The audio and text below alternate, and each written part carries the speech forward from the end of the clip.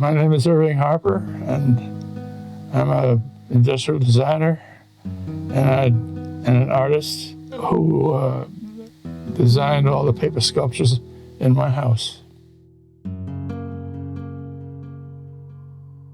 I used to do some drawing when I was young, very young. But I kept drawing the same thing over and over. And it was a tree. And I'd draw the trunk, the branches, the leaves, and everything. Keep me busy all day long. I worked for Nelson while he was with Fortune magazine. And I used to go up to his office in the Empire State Building. I designed a couple of end tables. I designed a thin edge group, as I recall, and the Marshmallow sofa. I got into doing things on paper because when I was working and making presentations, I would make models. And so I got to be good with paper.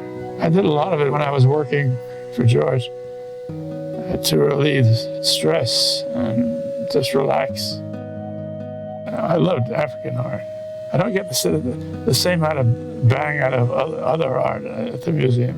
And so it influences the forms that I get in my mind and the things I make in paper. I worked in paper because you didn't need any special equipment to make them. All you had to do was sit down and cut paper out, score it, bend it, and glue it. Paper is really a very, very versatile medium to work with. I did animals and I did faces. I did heads. I like that horse, but that's because he sits there and I see him all the time. But I don't have any favorites. I would never do any sketching in advance. I'd work directly from my head to the finished piece.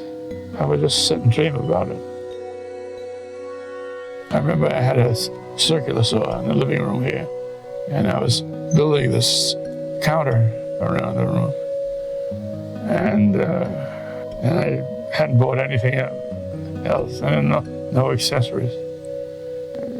George came by and he looked at all these blank spaces and this blank counter here, and he says, there's nothing here.